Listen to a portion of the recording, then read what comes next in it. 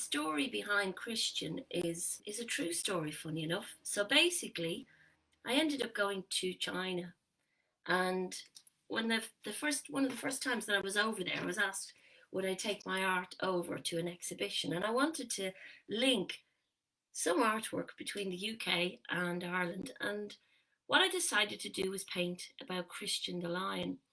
Now, Christian, the story behind Christian is he was a lion cub in Harrods. Harrods in London used to have a zoo. I mean, bonkers, what? They used to have a zoo and they used to sell animals. There was these two guys who lived in London, and they saw Christian. He was a cub, and he was there with this female cub, and he looked. They felt out of the two of them. They really loved Christian. They really thought he was something special. And can you believe it? They bought Christian the lion, and he lived in a flat in London. He lived in their flat in London. And what they used to do was they used to take him out, and he'd be in a taxi or he'd be walking around London. As he got bigger and they had to exercise him, there was a church that the vicar used to let them take Christian into the church grounds and for some exercise. Then as time went on, thank goodness they saw sense, because they just realised it wasn't right to keep Christian, like any animal really, tied down. So what they arranged was they took him off to South Africa. They managed to get him in a crate, took him to South Africa, and they stayed there for a little while until they released him into the wild. I mean, that's incredible, isn't it? They released him into the wild, and that must have been just like so heartbreaking in a way, but they were doing the right thing. So a few years later, they wondered if Christian was still alive. They wondered, was he still around? And they decided to take a trip. They took a trip back over. And you know what's incredible? You can see the video of they spent days going around trying to trace where he could be. With that, out of the bushes came Christian. And of course, you have this wild lion, he'd become wild. And it was a case of, how's he going to react? Well, you know what? It's just the most beautiful video. He runs up to them, he jumps on them. Can you imagine a great big lion jumping on you? And it's just, they reunited together. So they spent a couple of days, whatever, and in the area with Christian, and he was there with them. And they headed back, and they were happy. But then a few years later, they also decided to go back again and see if they could find him. And days went by trying to track him. Couldn't find him anywhere. And they wondered, had he been killed? And that is pretty tough to me. I'm just, at the moment with my paintings, I've just been chatting to Pete actually earlier. I was talking to him about my this lockdown, particularly since January, and I've been painting these wild animals, and it's just kind of making me think about my message as an artist. And Pete came up with a really good thing. He said, draw them to save them. And maybe that's my message here as well, is just to say, this is just these beautiful animals. They're just beautiful. We don't need to kill them. But so you want to know what happened. So they went back. This is the second time they went back, and days went by and they couldn't find him. They wondered, had he been killed? Had some idiot gone out with a rifle and thought, you know what, that thing is better dead than alive? I don't understand it. Anyway, suddenly, guess what?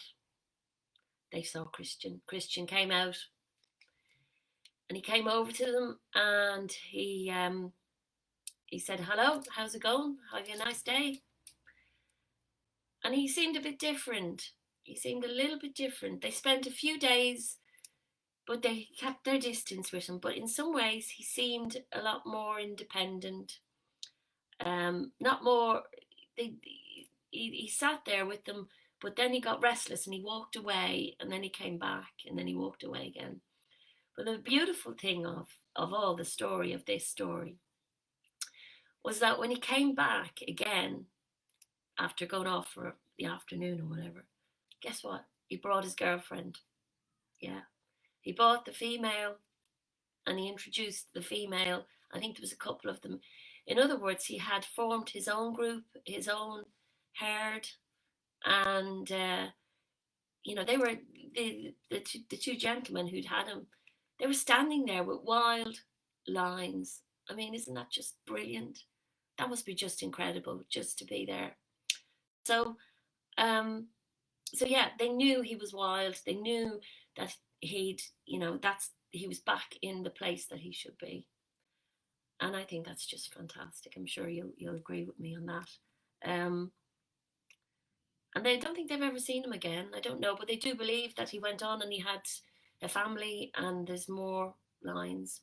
So when I was trying to think about what to paint, I wanted to link something up with China and with, because this was a series. I did a lion, I did a tiger, I did I think they were my two main ones that I really doing.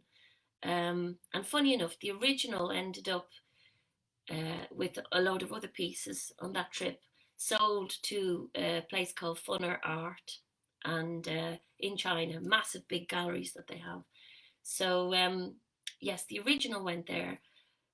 I absolutely loved painting this. I will try and put a video up of a sequence of how I painted it. I started off painting the mane, and it has all gold on it. And if you can see, I don't know if you can see it here, but this here is only going to be, this is the first one of 10 pieces that I'm doing. So that makes that, even though it is a print, I'm keeping it special, because what you find is a lot of artists, they can do maybe, I don't know, 200, 300 versions of a particular, sorry, me tea's down there, a particular print, okay? And to me, that doesn't really keep it very special. And because obviously the original is gone, but I wanted to sort of make it accessible to people, because I want my art to not just be for the really rich. I want it to be accessible for you guys as well. What I'm going to do, so there's 10 of these, and there's going to be 10 hand finished, which is embellished canvas prints as well. And that's all I'm going to do.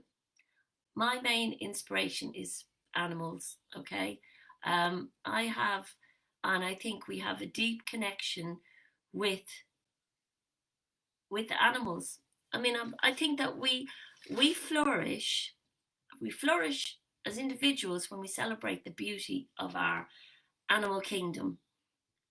And I think I just want my message to get out there, that this is what we need to be doing, and that somehow we need to be looking after our wonderful creatures. And hopefully, maybe when you look at my paintings, maybe somebody who wants to buy these will hang them up, and when they have people in their homes, or they even look themselves at these pieces of art, it'll kind of maybe resonate with them that, guess what? You've got to put your plastic in the right box, or you don't get plastic or whatever, but that we just are a bit more mindful in what we're doing. Yeah. Okay. Bye for now.